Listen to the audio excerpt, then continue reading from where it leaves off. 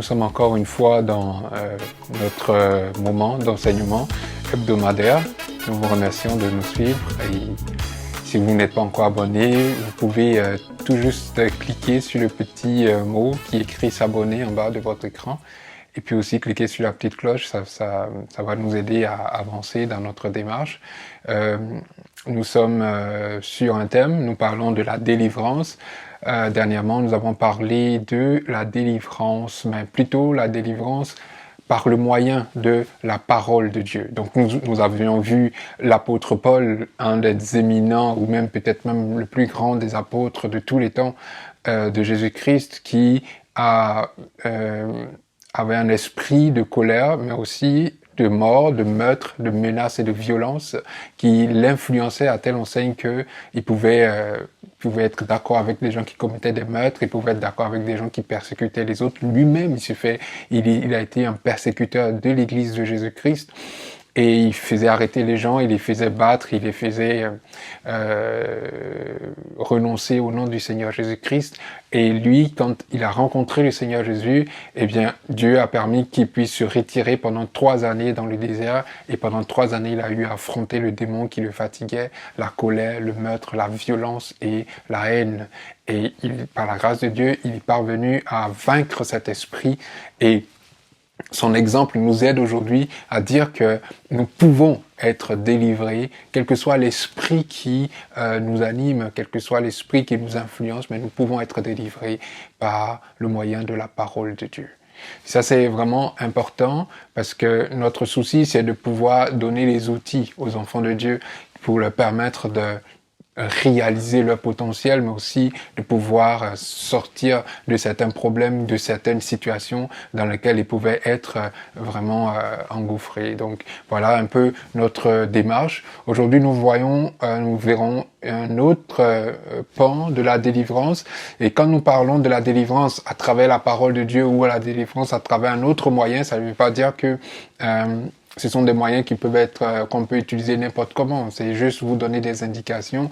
Donc, on peut se servir de la parole de Dieu, mais aussi on peut se servir d'autres moyens, toujours qui sont recommandés par la parole de Dieu. Aujourd'hui, nous verrons la délivrance au travers ou par le moyen des anges. Nous avons cette habitude de tellement nous focaliser sur le Seigneur Jésus-Christ que des fois nous oublions le décor que Dieu a mis dans notre espace qui nous permet de vivre une vie de bonheur, une vie véritablement de grâce. Et parce que nous sommes tellement focalisés sur Jésus-Christ, des fois, en fait, on oublie toutes les ressources que Dieu a mis à notre disposition pour pouvoir nous tirer d'affaire ou encore pour pouvoir nous amener à connaître une vie de bonheur, de quiétude et de paix. Donc, la délivrance aussi, elle peut se faire à travers la parole de Dieu, elle peut se faire aussi par le moyen des anges. Pourquoi je le dis? En fait, nous allons nous servir d'au moins 2-3 exemples dans la Bible. Il y en a beaucoup, de l'Ancien jusqu'au Nouveau Testament. Nous pouvons trouver chaque fois des traces de l'action des anges, de l'activité des anges, de l'intervention des anges dans la vie des croyants. Donc, si cela a été pour les autres qui ont été avant nous, cela peut être aussi un bon moyen pour nous aussi de procéder à notre délivrance. Donc la délivrance par le moyen des anges. Tu peux l'utiliser, je peux l'utiliser, mais ça ne veut pas dire que c'est une loi et que bon, si tu l'as pas utilisé par les anges, ça veut dire que ta délivrance n'est pas correcte ou c'est pas définitif. En fait, ce sont des moyens que Dieu a mis à notre disposition. Première image ou première illustration, nous voyons le prophète Élie avec son serviteur, ils sont dans leur maison ou dans leur habitation et il y a des militaires, des soldats qui sont venus pour l'arrêter parce que on a dit au roi ennemi que il y a quelqu'un là-bas au pays d'Israël qui raconte ou qui dit tous les secrets de nos stratégies militaires et qui va les mettre publiquement devant tout le monde pour que nous ne pouvons pas avoir la victoire. Donc le roi ennemi envoie des soldats pour arrêter le prophète et en fait ils arrivent mais ils ne sont pas capables d'accéder à la propriété du prophète, donc ils restent vraiment sur les montagnes ils restent là et ils observent, ils sont en train de regarder. Et quand le serviteur du prophète sort pour aller vaquer à ses occupations quotidiennes ou journalières, en fait, il se rend compte qu'il y a toute une armée autour de leur maison. Et là, il s'est dit, oh, nous sommes perdus. Il a commencé à crier, hélas, hélas, Seigneur, nous sommes perdus parce qu'il y a toute une armée autour de nous. Et là, Élie sort de sa maison et puis il n'est pas ému, il n'est pas étonné, il n'est pas inquiété par ces gens et il lui dit, mais il s'étonne même du fait que le serviteur il est éploré. Alors il lui dit, mais non, ne t'inquiète pas. Et comme le jeune homme, il ne voulait pas comprendre, alors Élie va demander à Dieu d'ouvrir les yeux à ce jeune homme pour qu'il voie l'armée qui était avec eux et qui les gardait. Quand Dieu permet que Géasi, c'est son nom, il ouvre les yeux pour voir, en fait, il se rend compte qu'il y avait une armée beaucoup plus puissante, beaucoup plus magnifique, beaucoup plus extraordinaire, beaucoup plus nombreuse qui était là et qui remplissait la montagne. Donc, il y avait une poignée de soldats qui étaient venus les attaquer, mais en fait, cette poignée de soldats était neutralisée par toute une myriade d'anges qui étaient là autour de la maison du prophète Élie.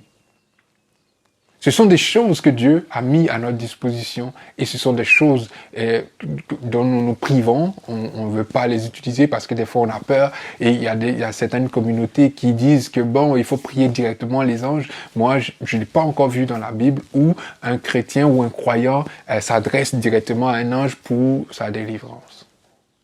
À chaque fois, ces personnes-là ont prié le Seigneur, ou même elles n'ont même pas eu besoin de prier, comme dans le cas d'Élie qu'on vient de voir, ils n'ont pas eu besoin de prier pour que les anges agissent. David va dire, l'ange de l'Éternel campe autour de ceux qui craignent le Seigneur. Donc, s'il y a en toi la crainte de Dieu, s'il y a en toi cette révérence au Seigneur, tu n'as même pas besoin de prier, il y a un ange de l'Éternel qui campe autour de toi. Un autre exemple encore que nous allons voir l'apôtre Pierre qui avait été arrêté et une fois arrêté, ils l'ont mis dans une prison avec plusieurs escouades de soldats pour le garder. Et lui, parce qu'on avait déjà fait assassiner Jacques, eh bien, il ne se doutait même plus que sa mort était une chose à éviter. Donc, il était là, il était couché sur son lit, et puis il attendait peut-être la mort, il attendait son jugement, il savait pas vraiment exactement qu'est-ce qui allait se passer. Mais la Bible dit que l'Église ne cessait pas d'adresser à Dieu des prières à son adresse, à son compte. Et quand, à un moment donné, la prière est montée, il y a un ange qui est descendu dans la prison, il y a les chaînes qui sont tombées, il y a une porte qui s'est ouverte, les soldats qui se sont endormis et Pierre est sorti avec l'ange du Seigneur.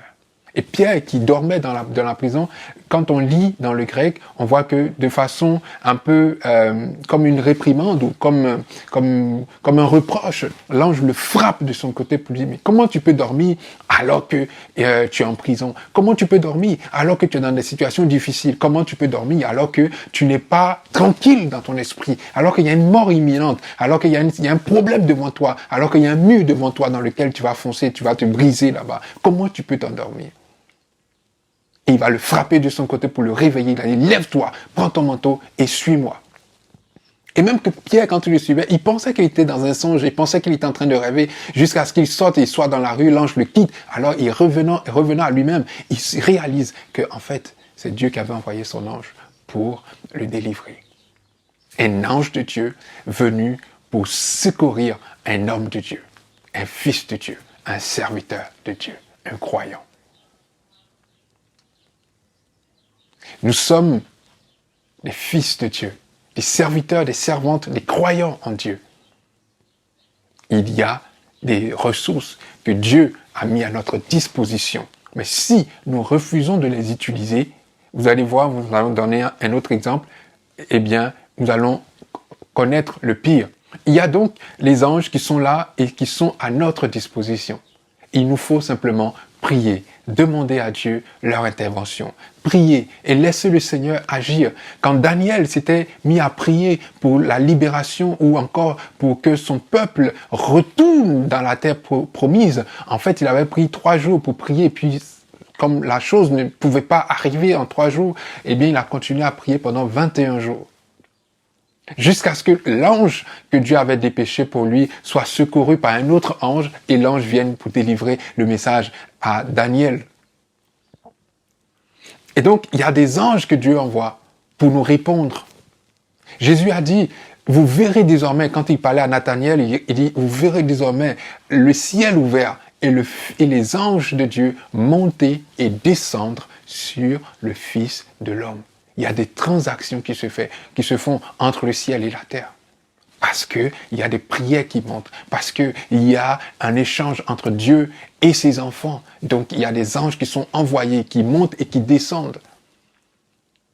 Un dernier exemple que nous pouvons prendre, et je pense que c'est vraiment important d'insister là-dessus, c'est vraiment un petit passage au moment où Jésus allait être arrêté. Donc, il prend ses disciples après la Sainte Seine, ou encore après la Seine, ils vont sur la montagne, et pendant qu'ils étaient là en train de prier, en train de se concerter, en fait, Judas vient avec des gens pour arrêter Jésus-Christ. Donc, quand ils vont l'arrêter, Pierre va sortir un couteau de sa poche et il va trancher l'oreille de quelqu'un. Jésus prie et il replace l'oreille à son endroit et là, il va faire un reproche à Pierre. Il va dire, range ton couteau. Ne crois-tu pas que je peux demander à mon Père de m'envoyer à l'instant plus de 12 légions d'anges pour ma défense? Donc, Jésus est conscient que cette situation qui arrive, il y a des anges qui peuvent arrêter cela, qui peuvent empêcher cela, qui peuvent faire que la tournure des choses soit autre que ce que nous avons vu. Il a dit, cette heure est pour le monde des ténèbres. Jésus donc a laissé faire. Sinon, il aurait pu, comme il est dit à Pierre, il aurait pu demander à son Père de lui envoyer à l'instant où ils étaient en train de parler plus de 12 légions d'anges pour combattre pour lui. Et il va répéter cela sous une autre forme à Pilate quand il va dire « Je ne suis pas, mon royaume n'est pas de ce monde. Si mon royaume était de ce monde, alors mes serviteurs auraient combattu pour moi. » Qui sont ces serviteurs? Les anges de Dieu.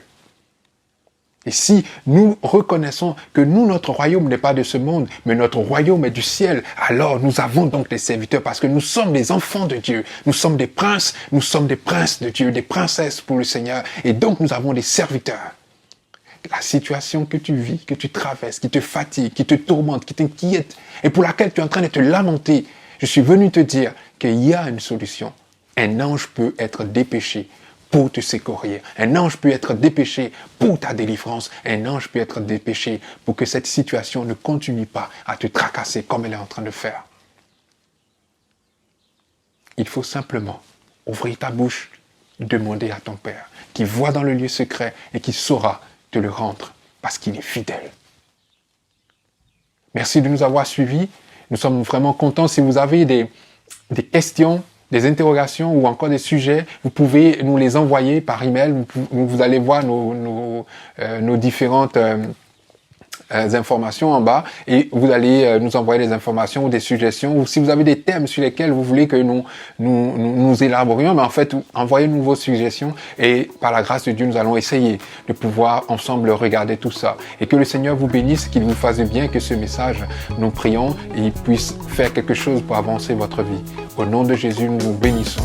Amen.